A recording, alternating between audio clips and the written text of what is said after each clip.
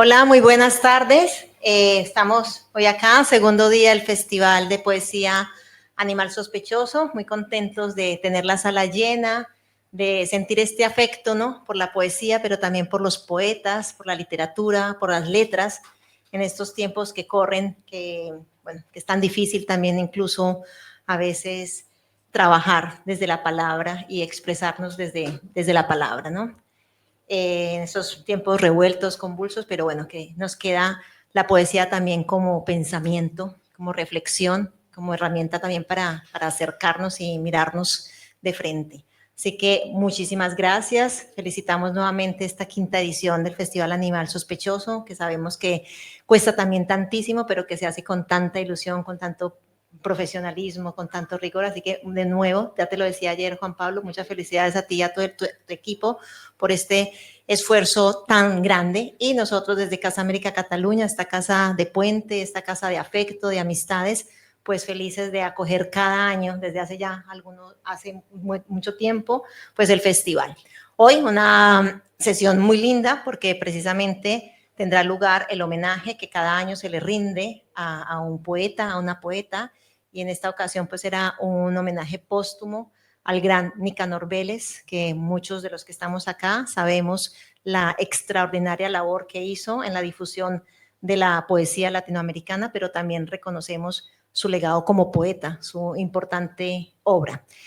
Y también tenemos hoy el gusto de contar con el actor colombiano Germán Jaramillo, que ofrecerá este precioso recital sobre nocturnos, pero bueno, dejaré que sea Juan Pablo quien le presente. Ayer le damos la bienvenida y le reiteramos, Germán, esta es tu casa, volver cuando quieras, felices de que estés por acá.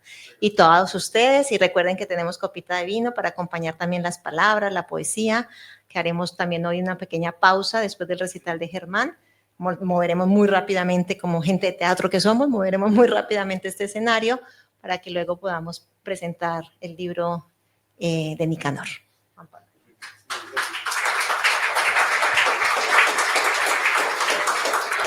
Cristina, muchas gracias por tus palabras, siempre tan cálidas y cercanas.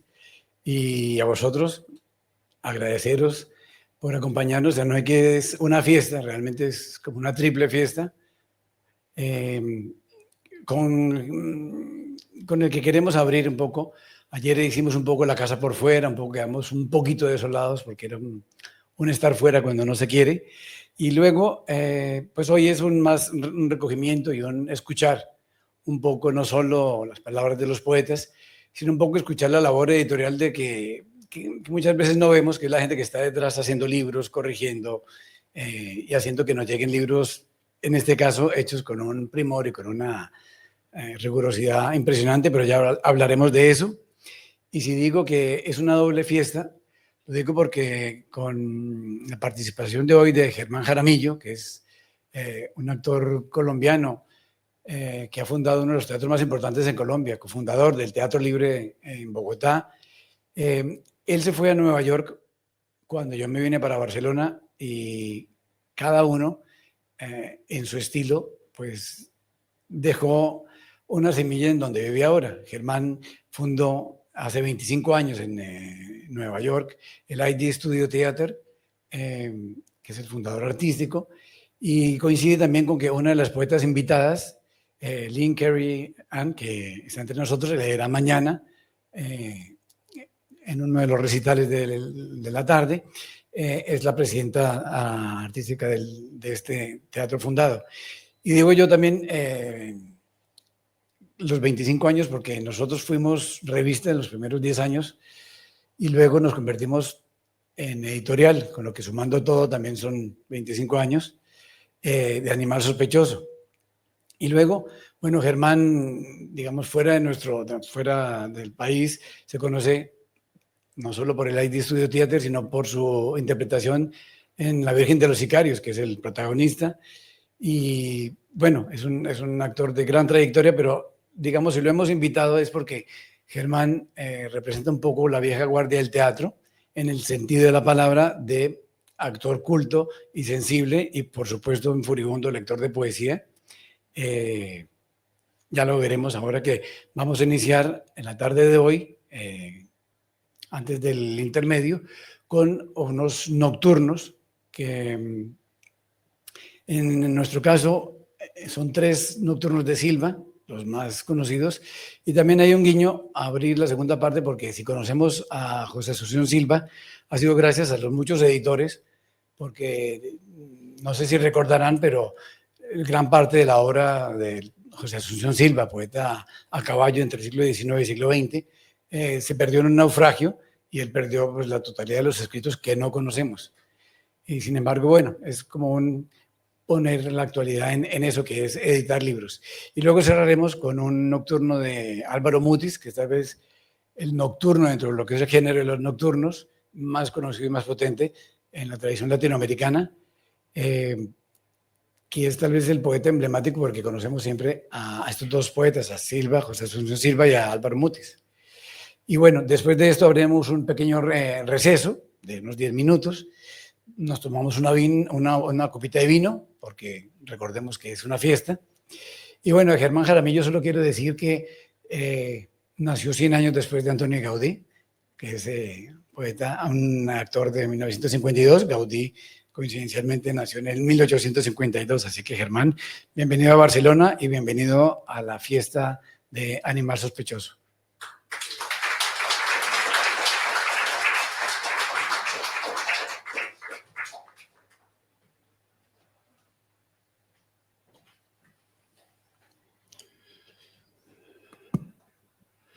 Muchas gracias a todos ustedes por estar aquí esta noche. Gracias a Cristina por las palabras tan generosas de bienvenida y a Juan Pablo por haberme invitado, a Juan Pablo y a Roberta Raffetto por haberme invitado al festival. Me siento muy honrado de estar aquí y de poder decir estos nocturnos del más importante poeta, no modernista, pero sí modernizante de Colombia, poeta José Asunción Silva, cuya vida fue muy breve, murió antes de cumplir 31 años, tuvo una vida muy particular porque tuvo una juventud muy de joven aristócrata criollo.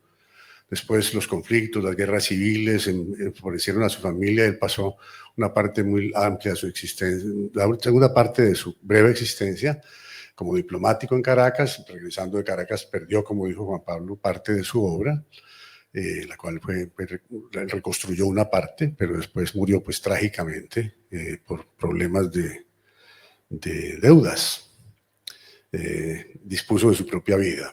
Entonces, su obra, una de los que voy a leer hoy, pues está considerado el poema más importante de la literatura colombiana, de toda la historia de la literatura colombiana, y eso, poderlo decir aquí, en la Casa América, en Barcelona, pues es un gran honor para mí, y es un placer muy grande, y bueno, pues procedo. Nocturno 1. A veces, cuando en alta noche tranquila, sobre las teclas vuela tu mano blanca como una mariposa sobre una lila, y al teclado sonoro notas arranca. Cruzando del espacio la negra sombra, filtran por la ventana rayos de luna que trazan luces largas sobre la alfombra. Y en alas de las notas, a otros lugares, vuelan mis pensamientos, cruzan los mares. Y en gótico castillo, donde en las piedras, musgosas por los siglos, crecen las yedras, puestos de codos ambos en tu ventana, miramos en las sombras morir el día y subir de los valles la noche umbría. Y soy tu paje rubio, mi castellana. Y cuando en los espacios la noche cierra, el fuego de tu estancia los muebles dora. Y los dos nos miramos y sonreímos, mientras que el viento afuera suspira y llora.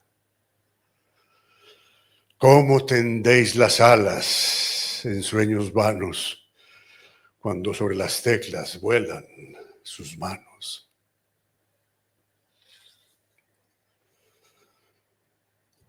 Nocturno 2.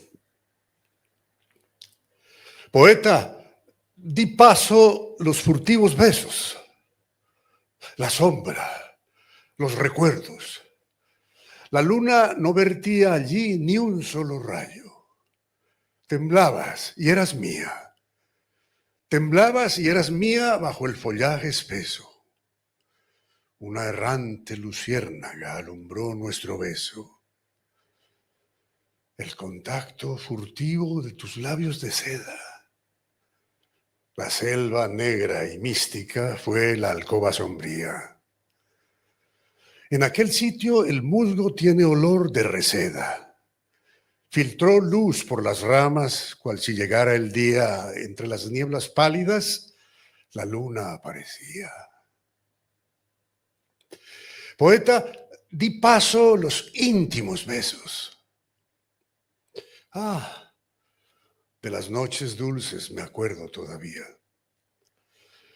En señorial alcoba, do la tapicería amortiguaba el ruido con sus hilos espesos, desnuda tú en mis brazos, fueron míos tus besos.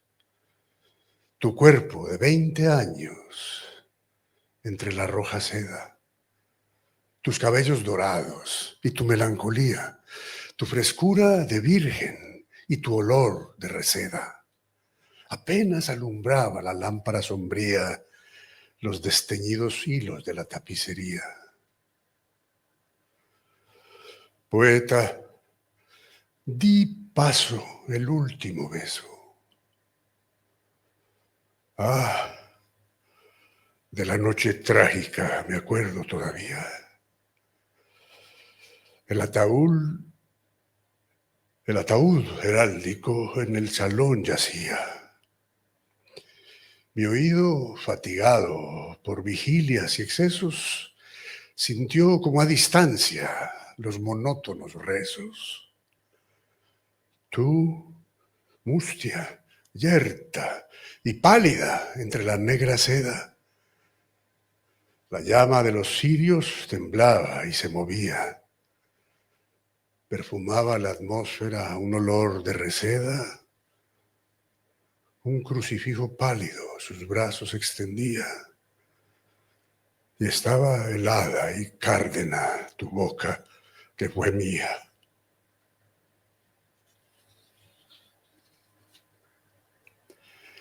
Nocturno 3. Una noche toda llena de perfumes, de murmullos y de músicas de alas. Una noche en que ardían en la sombra nupcial y húmeda las luciérnagas fantásticas, a mi lado, lentamente, contra mí, ceñida toda, muda y pálida, como si un presentimiento de amarguras infinitas hasta el fondo más secreto de tus fibras te agitara. Por la senda que atraviesa la llanura florecida, caminabas. Y la luna llena por los cielos azulosos, infinitos y profundos, esparcía su luz blanca. Y tu sombra, fina y lánguida, y mi sombra, por los rayos de la luna proyectadas, sobre las arenas tristes de la senda se juntaban y eran una. Y eran una sola sombra larga. Y eran una sola sombra larga. Y eran una sola sombra larga. Esta noche, solo. El alma llena de las infinitas y amarguras y agonías de tu muerte. Separado de ti misma por la sombra, por el tiempo y la distancia, por el infinito negro donde nuestra voz no alcanza. Solo y mudo, por la senda caminaba, y se oían los ladridos de los perros a la luna pálida, y el chillido de las ranas. sentí frío.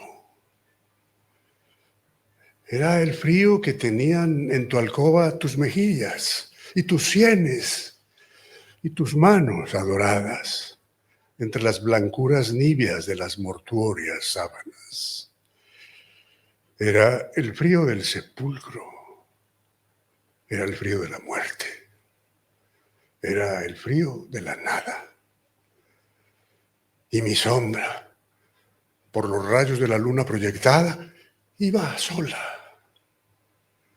Iba sola. Iba sola por la estepa solitaria. Y tu sombra,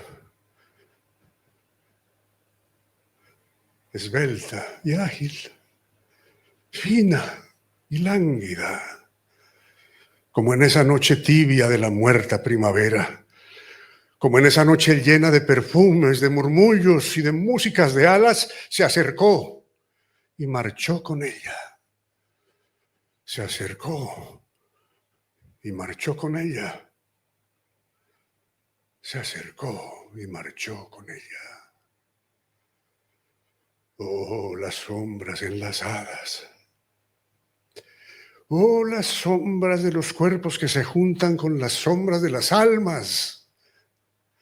Oh, las sombras que se buscan y se juntan en las noches de negruras y de lágrimas.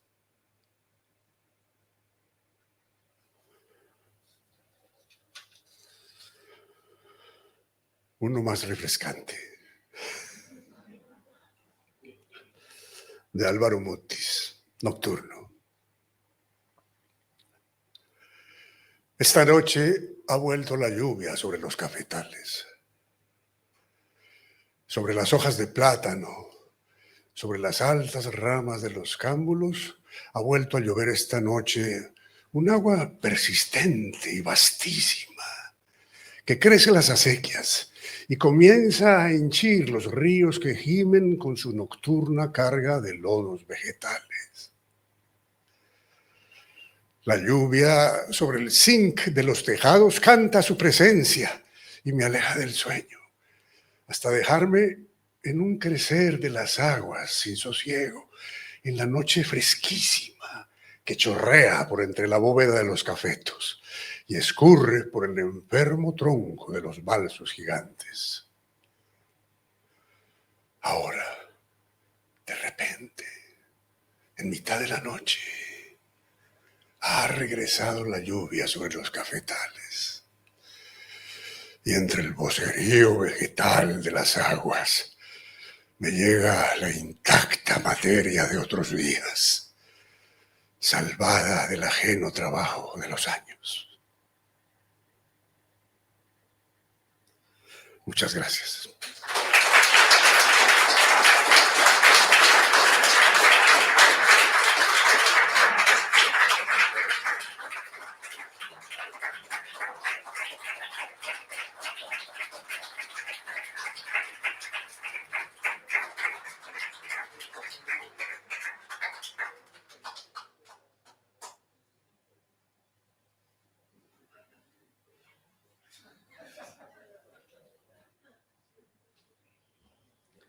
Bueno, para recomponernos, 10 minutos de pausa y pasamos a la mesa redonda. Germán, muchísimas gracias. Y bueno, nos vemos en 10 minutos. Sí. Bueno,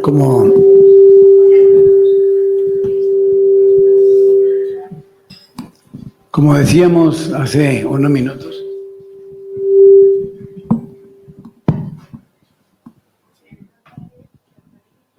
después de esa interpretación de Germán Jaramillo, ya podemos hablar de cualquier cosa. Quiero decir, ahora podemos hablar en serio. Con esta parte de la sesión de hoy, damos inicio a una mesa redonda en la que hablaremos del libro de ensayos de Nicanor Vélez, Materia de Palabras y Silencios, que es una obra que reúne la totalidad de sus ensayos sobre poesía que escribió a lo largo de su carrera profesional.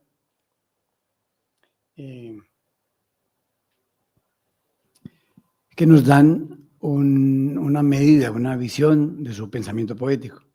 Estamos con vosotros, Tamara y Adán y Juan Pablo. Y al final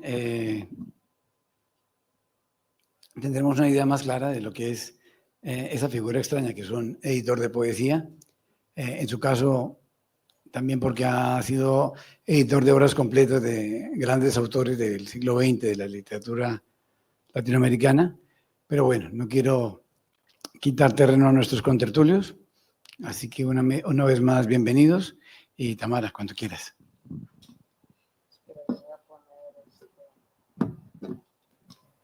Muchas gracias. Juan Pablo, muchas gracias. Muy contenta de estar aquí también con Adán y con todos ustedes y de tener la oportunidad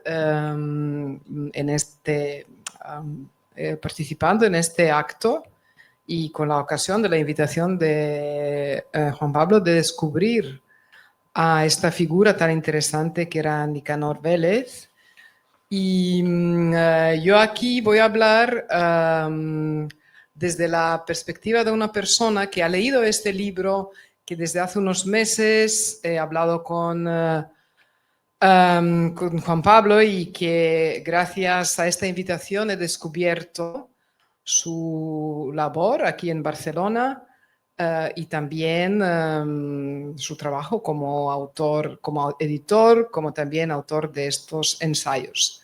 Y el hilo conductor de todo esto es la poesía, también entre ustedes y nosotros aquí, Nicanor, aquí salen Pablo Neruda, Octavio Paz, Silva, Valente, es decir, muchos nombres, muchos poetas, muchas figuras tan próximas a todos nosotros de la poesía, y la poesía es lo que nos une.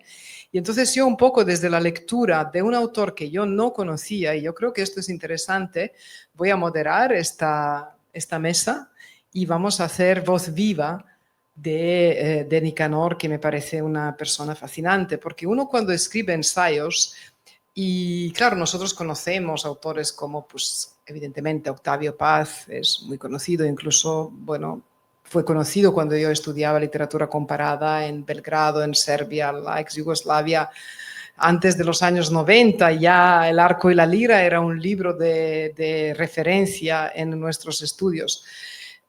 O Stefan Zweig y otros. Y Nicanor está a la altura de estos ensayistas que de algún modo, si escogen hablar de un tema u otro, de un poeta o una poeta u otro, es porque de algún modo comulgan con lo que ellos escriben, ¿no? Entonces me interesa mucho, y cuando estaba leyendo estos ensayos, y ahora enseguida voy a ir al primero, que va a dirigirse un poco la pregunta a mis dos compañeros desde el primer ensayo, que es Poesía y Pensamiento, me acordaba lo que una poeta y pensadora de origen serbio, pero también una voz desconocida y muy universal y maravillosa, Anica Savić-Rebac, decía que cuando nosotros nos adentramos a la poesía, a la literatura, en general a las humanidades, al campo de la literatura, del pensamiento, lo que uno va descubriendo son estos lazos invisibles que de algún modo unen, están entre todo ello y también nosotros. Entonces yo creo que los lazos es, ¿no?, este hilo conductor, estos lazos invisibles que nos unen, y solo faltaba la copa de vino, porque yo hace 3 semanas estaba en Croacia en un pequeño festival de poesía en un pequeño pueblo cerca de Split y pensaba, wow, de aquí 3 semanas estaré en Barcelona en algo muy similar, también allá son 3 días, aquí son 4 prácticamente. Y es el único sitio de estas conferencias donde también daban una copa de vino. Y cuando he ido aquí pensaba, wow, claro, poesía y vino. Bueno, Nicanor, como he dicho, bueno, ya hablarás tú más, ¿no? Editor, escritor, tutor, maestro, gran ensayista, gran humanista, un intelectual muy transversal. En este primer ensayo, que se llama Poesía y Pensamiento, habla del hombre, bueno, como animal invisible y de dónde viene esta alegoría, ¿no? De la poesía como animal invisible. La poesía es el primer animal visible de lo invisible. Cita a Lezama Lima, luego también habrá otras referencias a Valente, etc. Pero yo quiero aquí leer una pequeña reflexión del Nicanor en este ensayo para dar pie a las primeras intervenciones de mis compañeros después de decir estas palabras introductorias. Él dice, no es arriesgado afirmar, como han señalado algunos críticos, que tanto el romanticismo como las vanguardias, es decir, habla de dos movimientos teóricamente alejados y muy diferentes en la literatura como movimientos literarios y poéticos, ¿no? En la historia de la literatura. Que tanto el romanticismo como las vanguardias fueron no solo un movimiento literario y artístico, sino también una moral, una ética, una manera de ser y de pensar. La poesía siempre es también experiencia, ¿no? Una erótica y, por supuesto, una manera de querer y de vivir. Pero adviértase aquí que en este prisma estamos observando el problema desde fuera y no desde el vientre de la creación. Es decir, vemos el objeto como tal y no su mecanismo o funcionamiento. Los términos modernidad, tradición y vanguardia invadieron todos los discursos de nuestro siglo. Hubiera podido escoger algún otro fragmento, pero creo que este fragmento nos hace ver que Nicanor en estos ensayos también habla de sí mismo, es decir, habla de algo que a él le interesa particularmente, de la teoría literaria, de la manera de ver la poesía, de para qué sirve, ¿no? La literatura y la poesía. Entonces, lo quería leer porque en cada uno de estos ensayos hay un sello personal muy, muy potente, ¿no? Entonces, yo quería compartir aquí con todos ustedes algunos fragmentos también de estos ensayos para dar pie a algunas reflexiones, para que mis dos compañeros de mesa recojan lo que les parezca de las palabras introductorias que yo he expresado aquí. Gracias. Bueno, algo que me gustaría explicar antes de seguir adelante es que estos ensayos que, digamos, están centrados en la poesía, muestran una faceta de Nicanor Vélez como además de poeta y editor, como un intelectual orgánico. Y por eso, para la mesa redonda de hoy, escogimos a Tamara Germanovic, que ella es catedrática de la Pompeu Fabra, viene del mundo de las humanidades, y también a Dan Kovacic, que es traductor, ensayista, publicado por Acantilado. Y, digamos, hemos extendido esta invitación a ellos porque, digamos, Nicanor viene de ese mundo donde aún el humanista era ese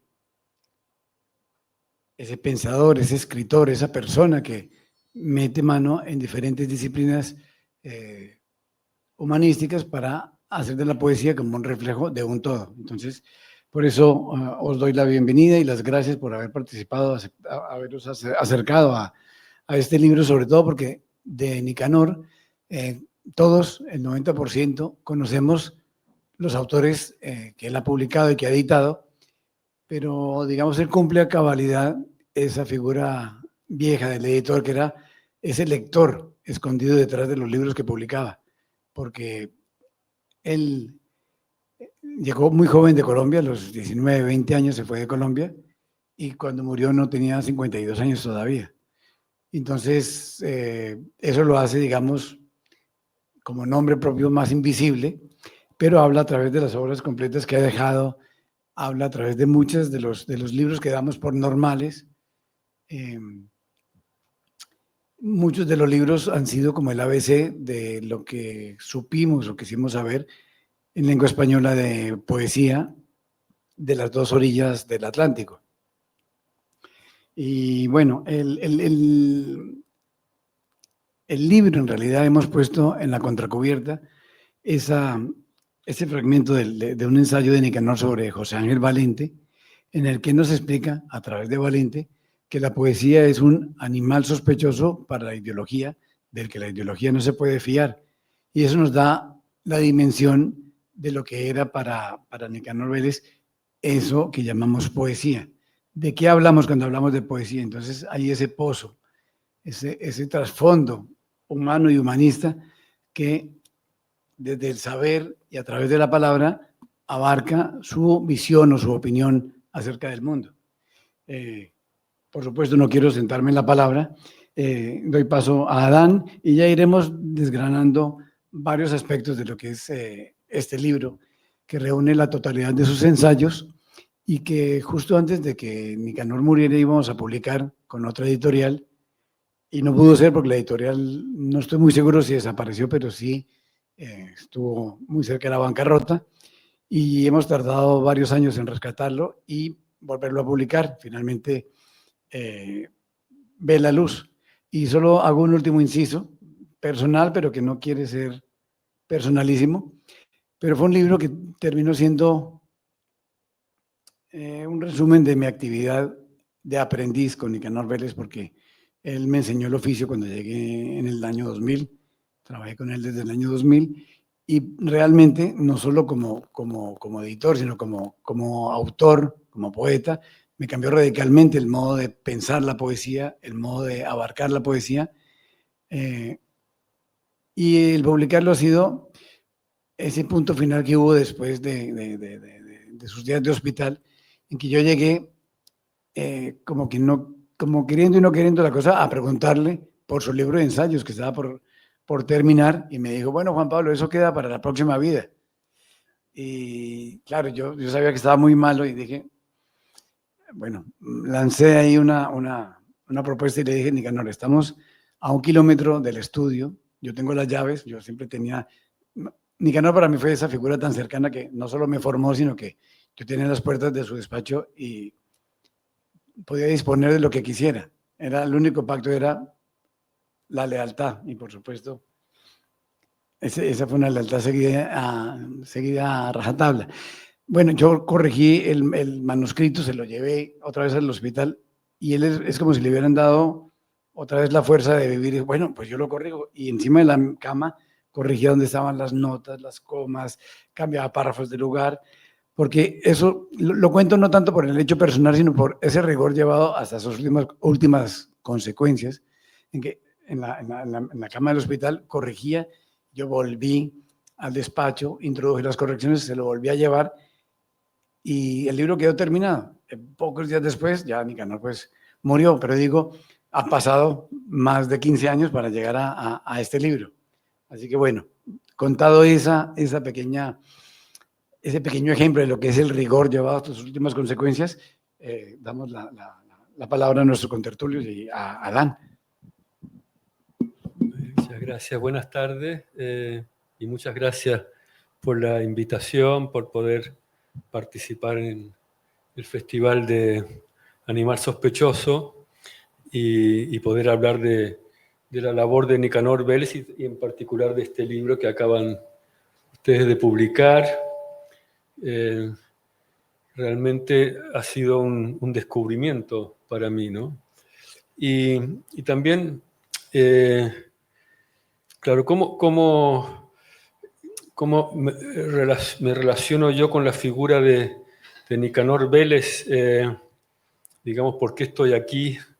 Yo lo conocí muy poco, aunque tengo que decir que coincidimos, claro. Es decir, él era editor en Círculo de Lectores Galaxia Gutenberg durante muchos años y yo trabajaba para Galaxia Gutenberg, Círculo de Lectores en aquella época, de manera que sabía de él. Y realmente saber de él, es decir, sabía de su existencia, pero el descubrimiento de su figura, de su labor, me vino cuando me hice con esa antología que era Las Ínsulas Extrañas. Y allí vi, ahí claro, estaban los antólogos que eran grandes nombres, Valente y Blanca Varela y Eduardo Milán y Sánchez Robaina eran los antólogos de ese libro precioso, esa antología preciosa, pero lo que vi era que realmente el alma de ese libro no eran los antólogos, era él. Y esa antología que es la antología de la poesía en lengua española de 1950 a 2000, ¿no? El alma de ese libro era él, y al mismo tiempo lo que vi también era esa enorme discreción, ¿no? Él era alguien sumamente discreto, de tal manera que luego, allí hay una nota introductoria suya, de más o menos explica la idea de esa antología, y luego, si ustedes van a esas ediciones hermosas de Galaxia, de obras completas de Octavio Paz y de tantos otros autores, si ustedes van, Nicanor Vélez aparece en la ultimísima página como edición al cuidado de Nicanor Vélez, en letras muy, muy pequeñas, muy al final, ¿no? Y sin embargo, el alma de todos esos proyectos era él, ¿no? Así que ahí, ese fue mi descubrimiento en aquellos, muy a comienzo del 2005, habrá sido 2006, pero no, personalmente nunca llegué a conocerlo. Pero sí conocí su labor. Y después, y lo que ya también allí en esa nota introductoria, lo que vi también era y lo que se observa también en este libro, esa obsesión suya por la lengua poética, por la idea de que la poesía en lengua española está aquí en España y está allí, y que las dos son un tronco, un solo tronco. Por eso cada vez que él cita autores en este libro, están mezclados. ¿Sí? Octavio Paz, Valente y todo San Juan de la Cruz y Borges y Neruda, etcétera, todo es un tronco, esa unidad de la lengua, él la tenía muy presente, ¿no? La lengua poética. Que luego dice una cosa muy curiosa, muy importante también, ¿no? Es decir, ahí están siempre juntos Neruda y Juan Ramón Jiménez y Blanca Varela y Valente, etcétera, etcétera, todos juntos, García Lorca y Vallejo, siempre juntos, siempre pertenecientes a un solo tronco, que es esa lengua poética en lengua española, ¿no? Pero él dice, va más allá y dice, ¿qué es la poesía de un poeta chileno, colombiano, español, francés, alemán o catalán, sino un instrumento más de ese gran concierto de la poesía universal y más concretamente de la poesía occidental, ¿no? Es decir, él va más allá. Y eso también está muy presente, porque luego también vemos en estas ediciones, que al final, en la ultimísima página, sale edición al cuidado de Nicanor Vélez, pues eso, la antología poética de Brodsky. Sacas el libro, mira, la última página, ahí está él, ¿no? La antología poética de Wallace Stevens, cuidado, Nicanor Vélez, ¿no? Es decir, esa idea también ya un paso más universal de la lengua poética, ¿no? Y bueno, de momento esto es lo que quería decir, sí. Muchísimas gracias. Y en este descubrimiento que para mí era este libro, ¿no? Esta maravilla de ensayos y esta figura a través, ¿no? Cuando no sabes nada de alguien y empiezas a leer estos ensayos, cosa que no me ha pasado muchas veces, pero lo agradezco realmente mucho de Nicanor Vélez. Y de pronto aparecen espectros, con estos espectros de los poetas, de las figuras de la historia de la cultura, que sí que son próximos, como Malevich o como Mandelstam, ¿no? Que son autores, yo doy clases más bien de literaturas eslavas, y de otros como Hölderlin o como Pablo Neruda, y vas descubriendo también algunos maravillosos poetas como José Asunción Silva, que es tan relevante, ¿no? Para la poesía colombiana y en la lengua hispana y universal también. Y de pronto este texto cobra vida y lees una cosa como esta del primer ensayo de Nicanor: la capacidad de asombro, dice Mandelstam, es la mayor virtud del poeta, la capacidad del asombro, de asombro, ¿no? Y habla de la intuición, y ningún otro lenguaje, acaba este párrafo, como la poesía conoce la fuerza del silencio. De algún modo es pretexto, ¿no? Estos autores de los que habla, para que él también reflexione y y nos diga muchísimas cosas, como por ejemplo esta relación entre las palabras o la poesía, que es como una especie de diálogo entre las palabras y el silencio, también nuestros silencios.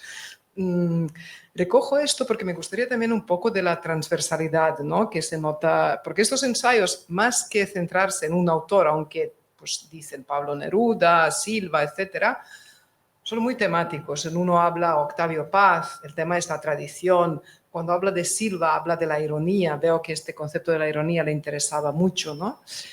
Y aquí, cuando habla de Silva y habla de la ironía y habla de... Él pone una nota introductoria en el primer párrafo donde explica de una manera muy escueta cómo fue su final, ¿no?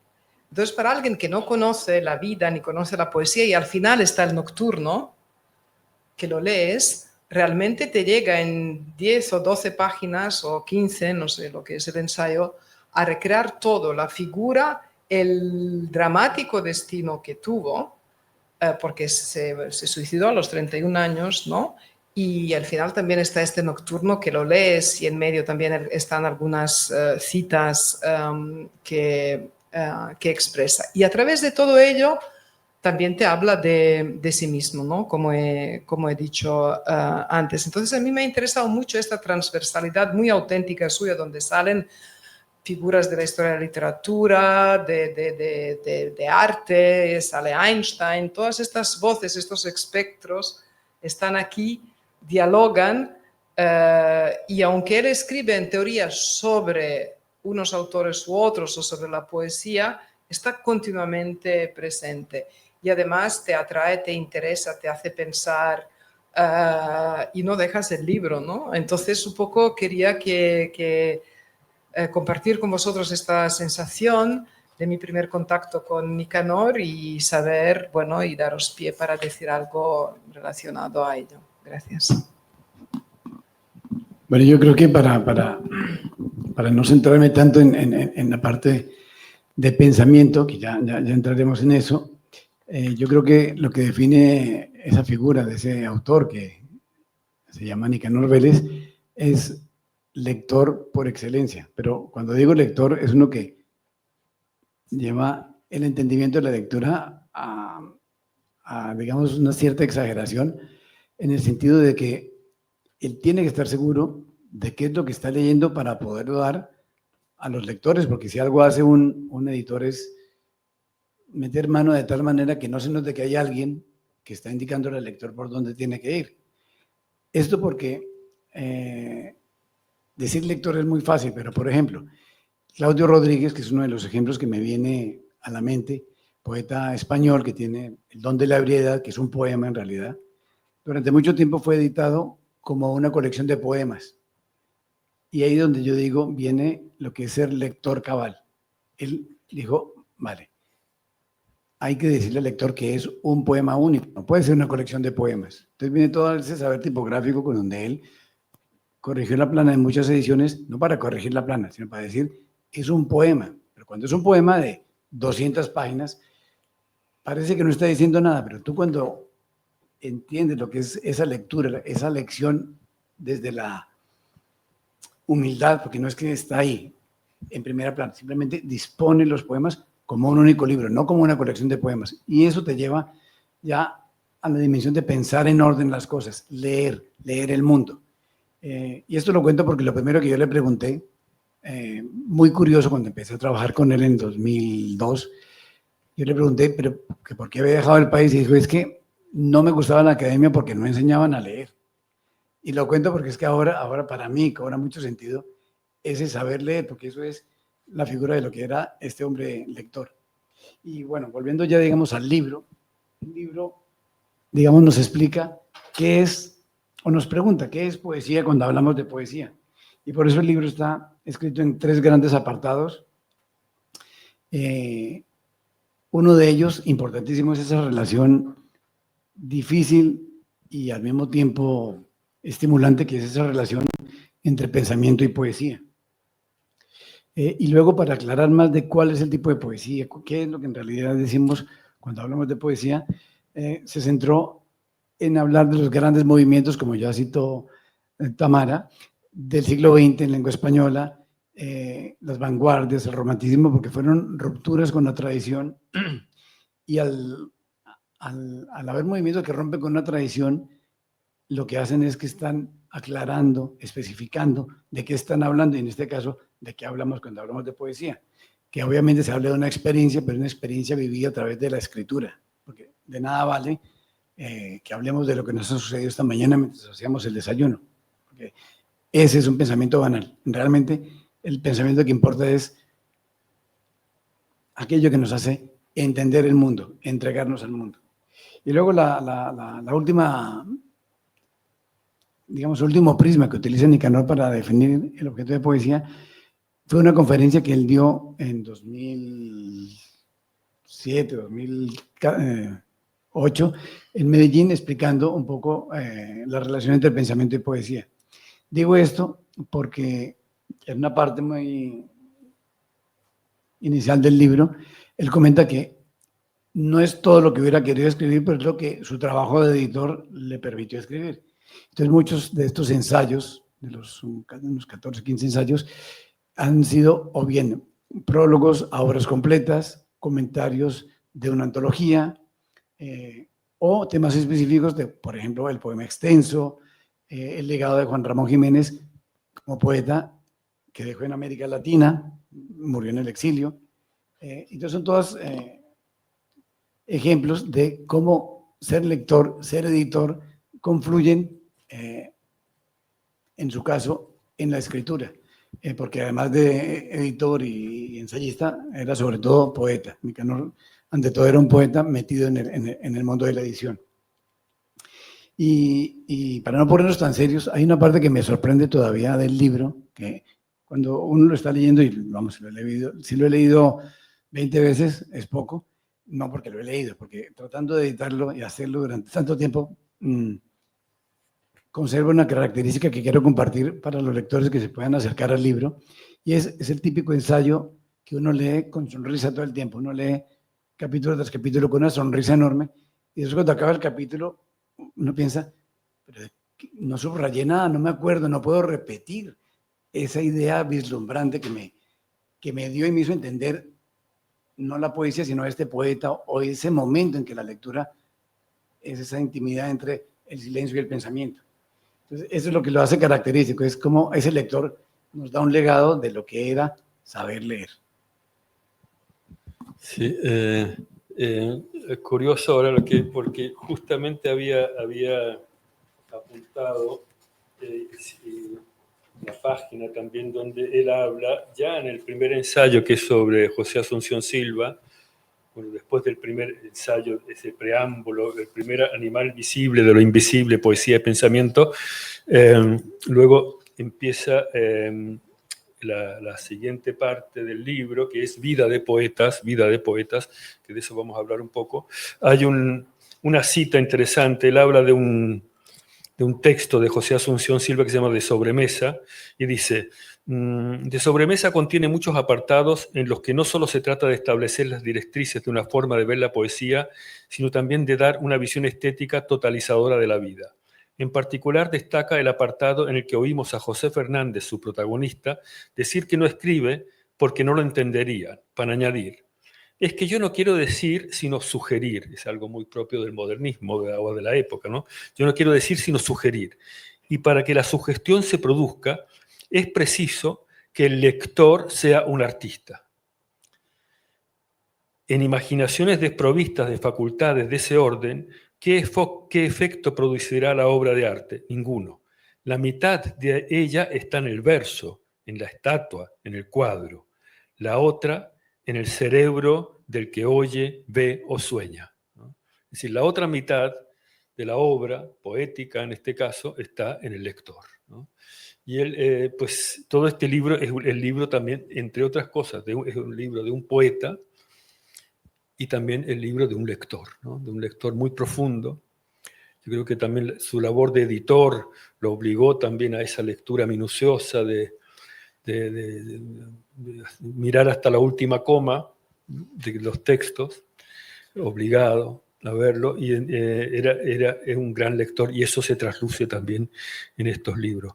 Y luego otra cosa que también había apuntado Tamara y también Juan Pablo, era esa relación tan importante en todo el libro, que es esa relación que él pone de manifiesto, que él lo explicita, entre poesía y pensamiento, ¿no? Que considera, y él habla del magisterio de Octavio Paz en ese sentido, que ya en el siglo XX poesía y pensamiento van ligados, y es obligado prácticamente que la poesía esté ligada al pensamiento y el pensamiento a la poesía, ¿no? Es decir, eso a partir de un determinado momento en la historia de la literatura, que en realidad es el romanticismo, ¿no?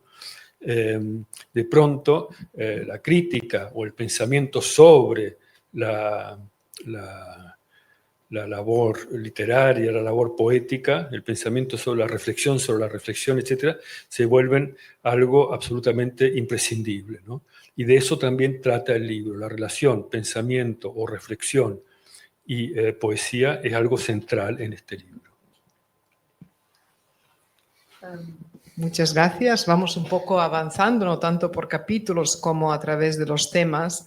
Hay un gran tema que sale, que es la tradición. En concreto lo saca en el segundo capítulo de esta primera parte, es el tercer ensayo, donde habla de Octavio Paz.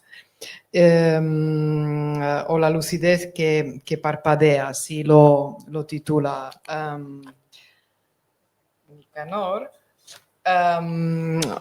Antes de entrar en este tema y daros pie para una tercera intervención o reflexión, ahora que estabais hablando de poesía y pensamiento, pensaba en Pushkin, pensando en los autores estos de los que yo acostumbro a hablar también en clase, donde hay en la tradición pues eslava y rusa, hay una continua relación entre, evidentemente, poesía y pensamiento, poesía como profecía, ¿no? Pushkin, que muere a los 37 años, en realidad en un duelo que estaba tramado por parte de la corte zarista, porque aunque en aquella época 90% de la gente era analfabeta, sabían de la importancia de un poeta que se había osado a criticar el poder zarista y que un año antes de morir escribe un poema profético donde dice y largo tiempo seguiré estimado por el pueblo porque he celebrado la libertad en tiempos difíciles, ¿no? Entonces la palabra escrita sigue siendo en la Rusia actual algo muy peligroso, un animal sospechoso, y por esto también la importancia de la literatura, ¿no? Aquí también Nicanor habla de Mandelstam. Cuando Stalin quería liquidar a Mandelstam por primera vez, cuando no lo hizo más tarde, llamó a Pasternak y le preguntó si realmente Mandelstam era muy estimado por el pueblo, es decir, si va a haber una rebelión y si va a quedar muy mal si lo liquida ya, ¿no? Entonces, la fuerza de la poesía y de la palabra, de la escritura en general, de los escritores, pero también de los poetas en la tradición, por ejemplo, rusa, es enorme, ¿no? Y volvemos ahora a Octavio Paz. Me interesa mucho, él aquí lo aprovecha porque quiere hablar de la tradición, saca el tema de la tradición, Nicanor, cuando empieza a hablar de Octavio Paz. Y como digo, creo que nunca es casual porque habla de un tema a otro también Nicanor, y dice dos cosas que yo quería preguntarte, sobre todo a ti que le conocías, y bueno, tú también en parte, y creo que también puedes contribuir porque son temas universales. Habla de dos cosas. Una, cuando habla de Paz, de sus características, tanto de su poética, ¿no? Su reflexión sobre la literatura, dice que es el autor del siglo XX que crea una poética al estilo de Horacio, Aristóteles y la gran tradición. Pero entonces dice que todo esto, en realidad, viene de una clara conciencia de Octavio Paz, que es su necesidad de sentirse en la historia. Una clara conciencia de sentirse en la historia. Entonces, yo me preguntaba leyendo esto si en Nicanor tenías la sensación de que había esta sensación, ¿no? Esta conciencia de sentirse en la historia entre Colombia y Cataluña, etcétera, ¿no? Y luego también acaba en este ensayo donde habla de paz, luego habla del surrealismo y otros temas más culturales. Y dice que cada ensayo de paz es testimonio, crónica, confesión y reflexión. Yo diría que cada ensayo de Nicanor también es testimonio, crónica, confesión y reflexión. Y acaba diciendo, que yo también aquí lanzaría la pregunta de vuestra sensación respecto a Nicanor. Él habla de paz, pero yo me pregunto si también no podríamos decirlo para él mismo. Dice, su mayor ambición de Octavio Paz no era salvar a los demás, ni salvarse a sí mismo, sino fundirse a la verdad, ¿no? Entonces él lo dice para Octavio Paz, pero igual lo podríamos decir para él mismo, ¿no? Sí, en realidad está muy bien escogida la pregunta. Eso te lo respondo diciéndote que Nicanor en su elección, en su canon, ha escogido unos poetas que son muy disímiles entre sí, todos muy conscientes de lo que es la palabra poética en la historia, pero como estética son muy distantes. Por ejemplo, habla de José Asunción Silva, Octavio Paz, José Ángel Valente, y luego se va a la otra orilla para hablar de Eduardo Milán, Gonzalo Rojas, y aborda un autor tan difícil, no como poeta, sino que llevó esa teorización del pensamiento a un extremo como Saúl Yurkiewicz, que es también el otro gran educador de América Latina, hoy Giovanni Quesep. Y menciono estos autores tan diferentes porque en cada uno de ellos nos explica sus vicisitudes personales, pero no para explicarnos que era de una manera u otra, sino integra lo que supo, lo que él ve de sus vidas y cómo eso fue el material que elaboraron para hablar de la poesía o para hablar de la humanidad a través de la palabra, porque en realidad eso es el poema, no es el yo. Esa conciencia, sí la comparten todos estos autores, que todos ellos, de una u otra manera, terminan comulgando con esa muerte del yo. O sea, el yo del escritor no tiene nada que ver con esa primera persona que puede aparecer en un libro. Esa despersonalización aparente, que es la gran lección de muchas cosas del siglo XX, como es la lingüística, todos estos sistemas que nos enseñaron que la lengua progresa no obstante el individuo. Cuando tú vas al mundo de la poesía, tienes que llegar con esa humildad de que lo que estás diciendo es algo que nos pertenece a todos, independientemente de esos perfiles de cada vida, porque cuando habla de Giovanni Quesep, claro que nos cuenta su vida, que su apellido original era Hasib, pero los inmigrantes libaneses que huían del Imperio Turco, por ejemplo, iban a América Latina y a lo mejor muchas veces querían llegar a Argentina, pero el viaje era tan doloroso y tan duro, en barco y en las condiciones tan duras, que mucha de la gente, por ejemplo, que iba a Brasil o que iba a Argentina, cuando llegaba a Colombia, por ejemplo, Buenaventura, decían, me quedo aquí, ya me fui de mi tierra, esta puede ser mi tierra. Cuando llegaban, claro, la policía, esto lo cuento como uno de los ejemplos, y en cada poeta se pueden contar anécdotas así, que luego, cuando la lees desde su poesía, te da una dimensión de lo que somos todos, no él, sino lo que podemos ser todos en un momento u otro. Y entonces, por ejemplo, el policía de frontera escuchaba Hasib, y decía, sí, Quesep, y lo transcribía con Q y con S y P. Bueno, toda una tradición árabe termina colombiana por un error de fronteras.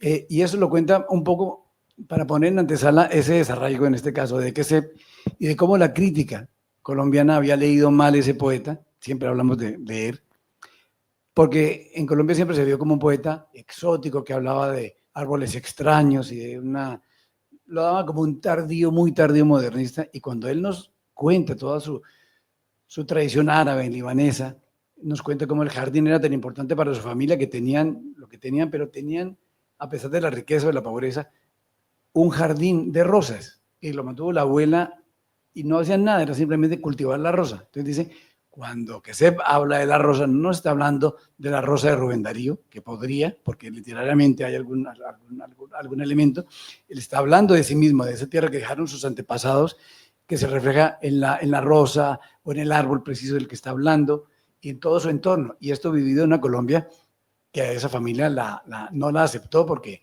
digamos, de los países latinoamericanos, si hay un país conservador es Colombia, y entonces siempre a la capital no llegaban todos estos extranjeros, queda muy bien decirlo así, y decían, no libaneses, sino estos turcos. Y claro, cuando uno huye del imperio turco y es libanés, esa es la peor ofensa que le pueden dar. Entonces todo esto llevado a la poesía nos lleva a eso. ¿Cómo hablo de esa historia, de eso que sucedió a través del tronco de la poesía en lengua española? Entonces ahí es donde viene toda esa conciencia de ser transitorio, que no es otra cosa que saberse históricamente, porque no hay nada más efímero que la historia, pero nada más real.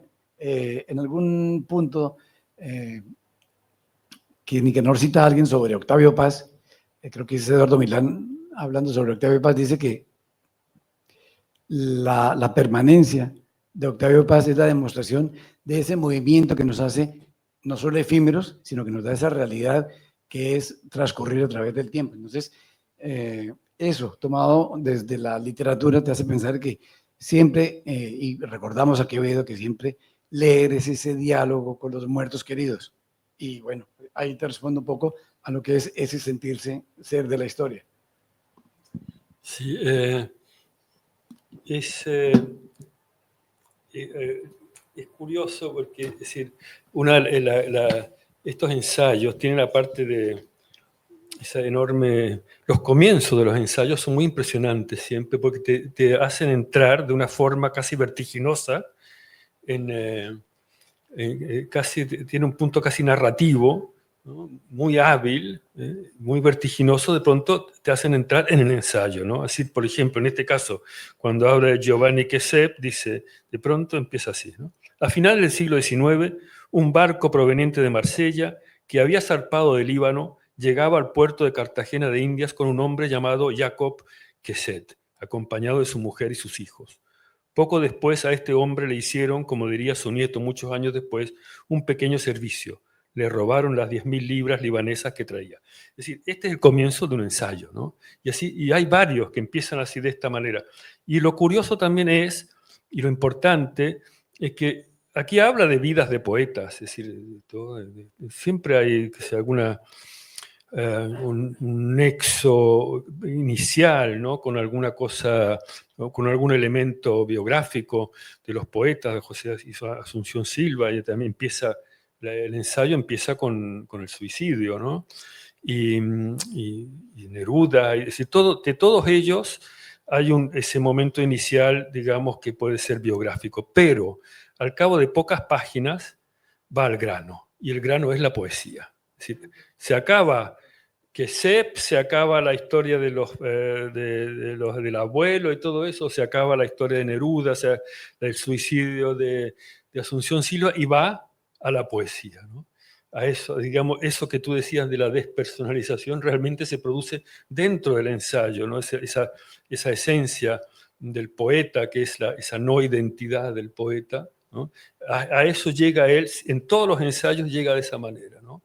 Desaparece ese elemento biográfico y se centra luego, va al grano, que el pensamiento poético, la esencia poética de ese autor, ¿no? Pues esa anécdota es muy bella que la traigas a colación porque, por ejemplo, en el ensayo dedicado a Gonzalo Rojas, empieza contándonos cómo era caer la lluvia en una aldea, en Lebu, que era la aldea de infancia de Gonzalo Rojas, en una familia humilde, y cómo este niño, asomado a la ventana durante la lluvia, de pronto queda impresionado durante toda su vida de lo que es el relámpago. Y esa anécdota tan aparentemente biográfica no es tanto un pretexto, pero es la entrada para hablarnos de la poesía como esa luz, esa claridad del relámpago, donde por un instante esa claridad es más luz que la luz del día. Y entramos a hablar de poesía, pero veníamos de Lebu. Por eso decía yo, empezó uno sonriéndose por todas estas anécdotas y de pronto, claro, te lleva la fuerza a hablar de la poesía vista como cada uno de los elementos biográficos de estas personas que nos entran. Es una lección de poesía que nos indica. En ese ensayo tú ves que estás de acuerdo, entiendes que la poesía es esa claridad, pero acabas el ensayo y dices, ¿cómo fue que lo dijo? Entonces, es ese matrimonio entre vida y poesía, que yo creo que es también no solo la lección romántica, sino la lección fundamental de las vanguardias, que querían equiparar vida y poesía, no desde el punto banal, sino de que la acción del pensamiento se alarga con la mano que escriben. Es como ese ámbito de decir yo, que para decir yo dices nosotros. Tal vez la penúltima, ¿no? Pregunta o comentario para daros pie a, ¿no? Podría ser la penúltima intervención, no sé, no hemos dicho cuánto está previsto, pero más o menos, ¿no?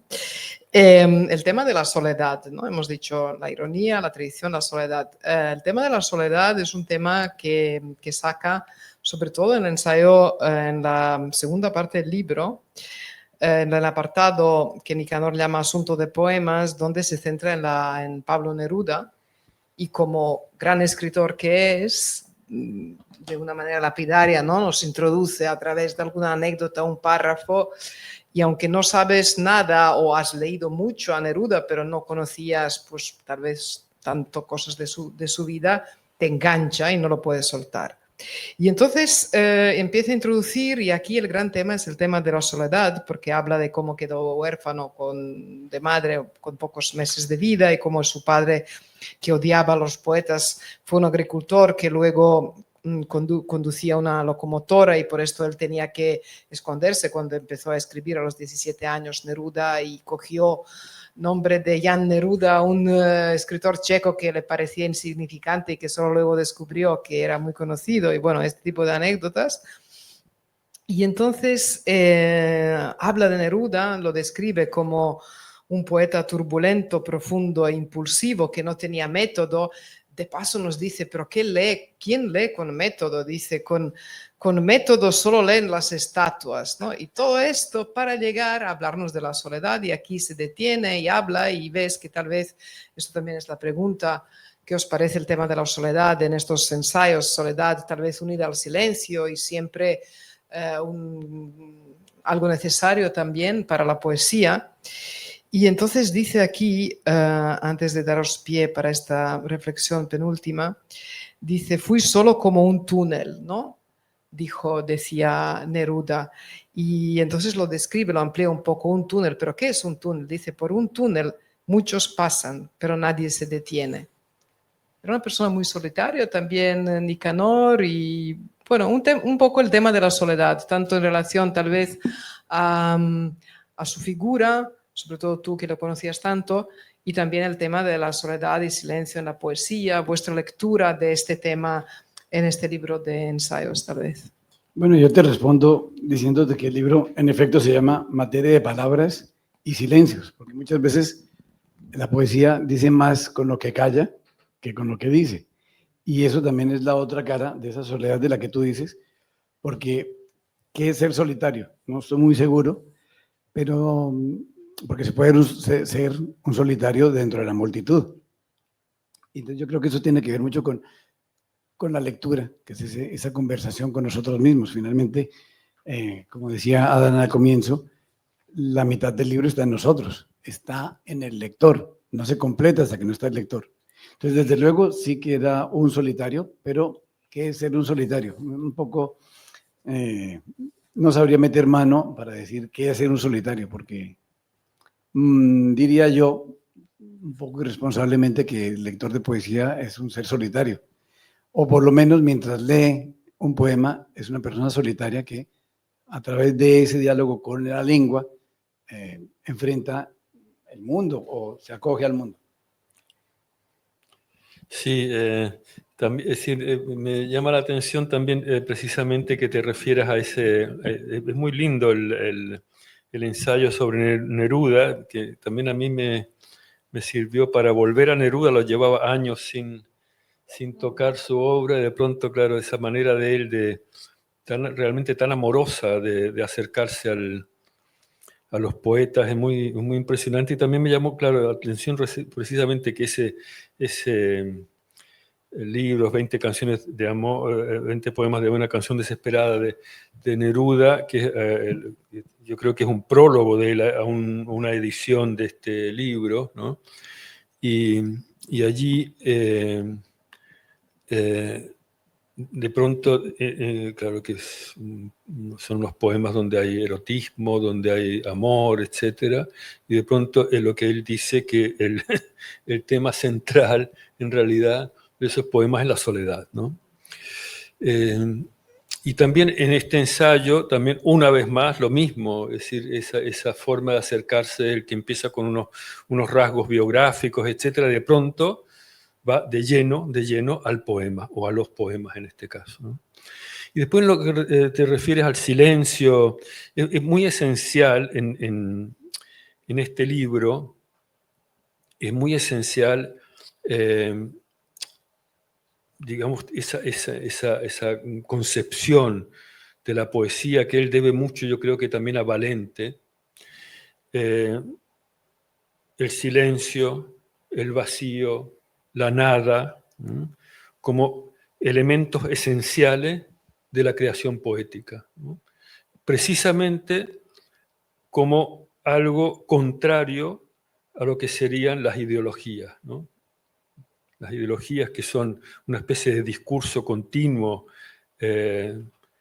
ordenado, controlado, previsible, ¿no?, se opone a la creación poética que empieza, y eso es lo que él dice, yo creo que precisamente a través de Valente, empieza por la creación de un espacio vacío, ¿no?, de un espacio de la nada, ¿no?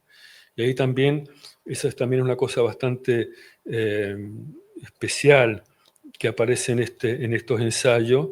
Los poetas, digamos, como hay algo de marginalidad en el poeta, en la figura del poeta, y la única figura con la que de alguna manera el poeta comulga en lo que muestra este libro sería con los místicos, ¿no?, que también están al margen, ¿no? Y también los místicos tienen esa búsqueda de ese punto de la nada, del punto del vacío, que es la única forma de acercarse a lo divino, ¿no?, en el caso de los místicos.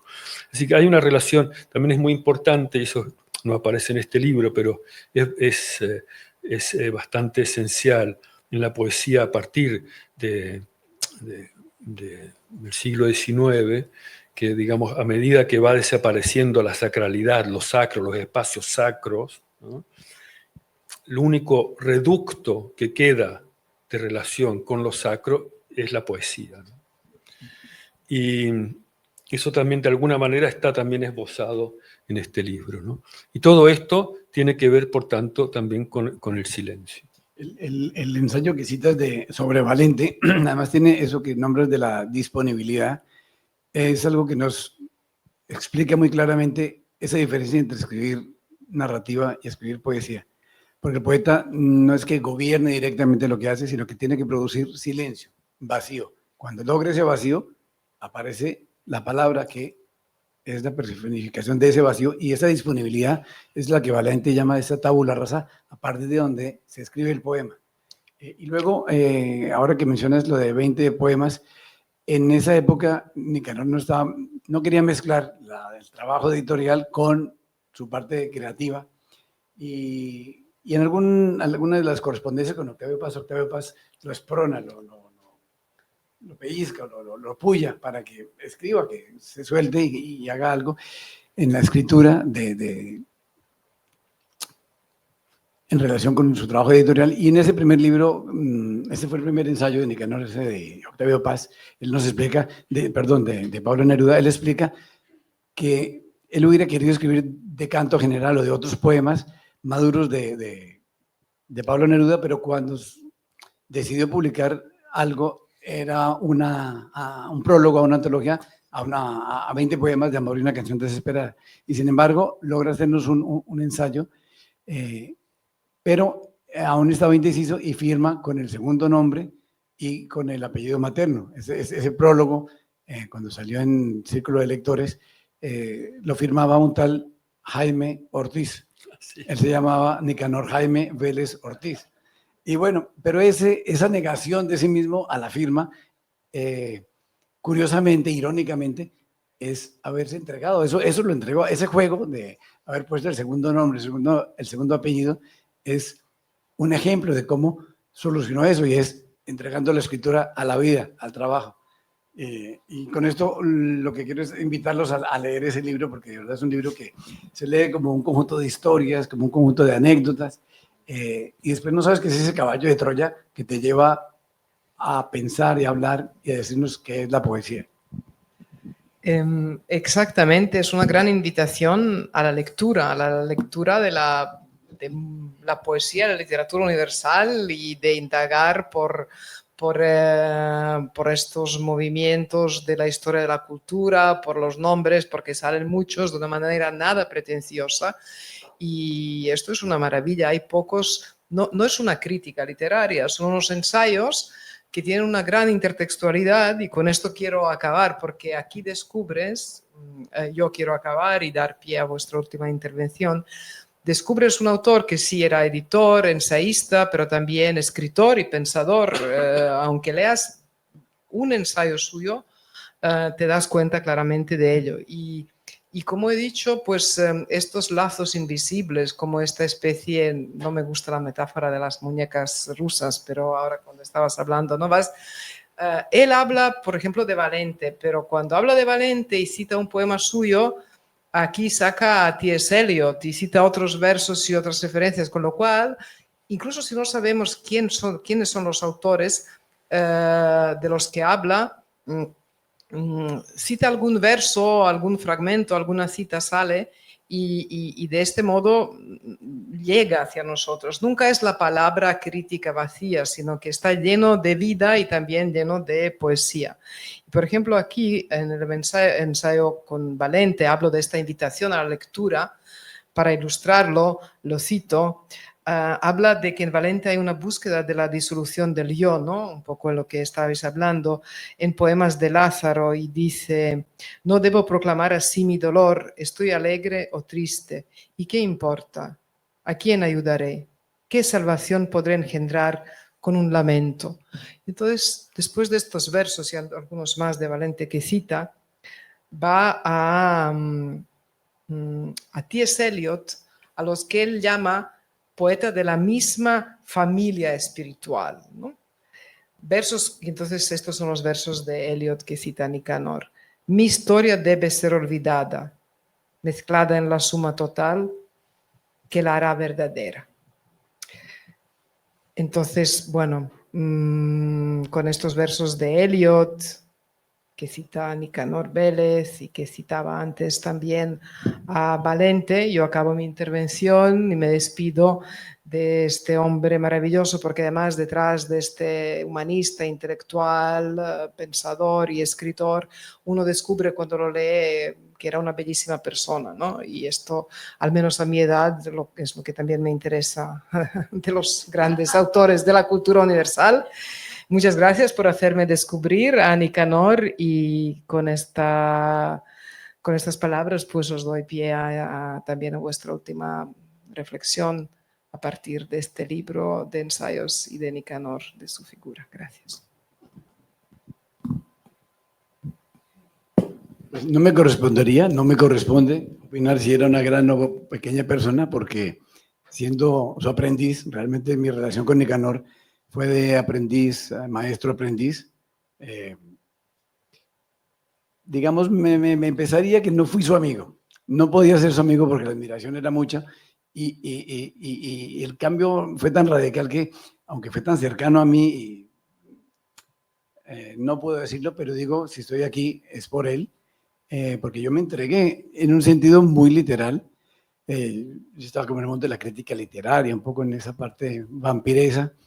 Él me dijo: ¿por qué no te especializas en corrección ortotipográfica de poesía? Dicho después de la crisis, suena gracioso, pero cuando se podía, era un ofertón de dedicarse a algo muy minucioso, pero es que eso existe. Y bueno, pues fue esa relación que hizo de mí esa persona que está sentada aquí. Entonces, buena o mala persona, lo que hizo, lo hizo bastante bien, porque me siento muy cómodo sentado encima de su libro, perdón por la expresión, porque digamos es ese escalón que me hace seguir aquí y continuar lo que él hizo. Finalmente él ya se fue, él ya se marchó, y queda su obra, queda su poesía, que esa es otra tarea pendiente. pero digamos yo con esto como que termino ese primer gran ciclo de mi vida, no por hablar de la vida de nadie, sino tarea entregada, así que no me queda muchas gracias que darle las gracias por haberme ayudado a darle las gracias a Nicanor allá donde quiera que esté. Así que con esto yo cierro mi intervención y bueno, comparto esto como un abrazo gigante y metafórico por estar aquí, por haberme permitido esta pirueta. Bueno, lo que quiero decir es un libro, este libro es un libro lleno de conocimiento, lleno de un conocimiento profundo, calmo e inagotable de la poesía del siglo XX y más concretamente de la poesía en lengua española, y por eso absolutamente recomendable para todos los estudiosos y estudiantes de la poesía. Y quiero terminar leyendo unas frases que dice de aquí del ensayo sobre Valente, que dice así: cuando afirmamos que la poesía es un medio de conocimiento, es en parte porque, como dice Valente, toda poesía es, ante todo, un gran caer en la cuenta.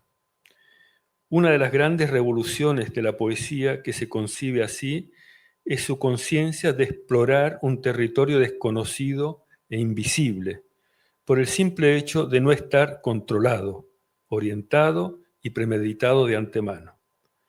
Por esto el poema, visto así, es un animal sospechoso para toda ideología, simple y llanamente porque la ideología sabe que ella puede ser la primera víctima de ese primer animal visible de lo invisible.